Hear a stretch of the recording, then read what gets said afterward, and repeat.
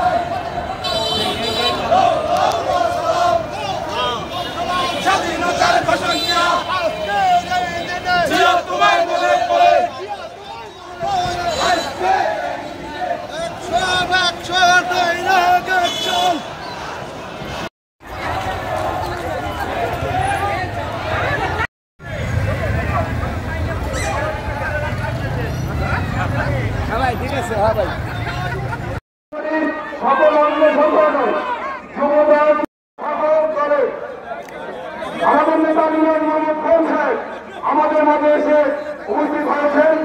আমরা সকলে ধীর সুস্থে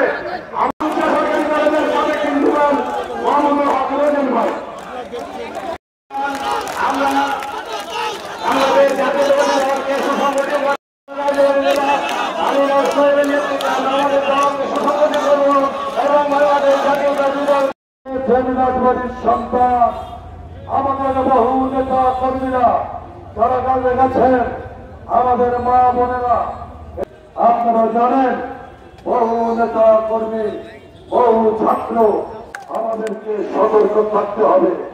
আমাদের নেতা তারেক রহমানের নেতৃত্বে এই ফ্যাসিবাদের বিরুদ্ধে লড়াই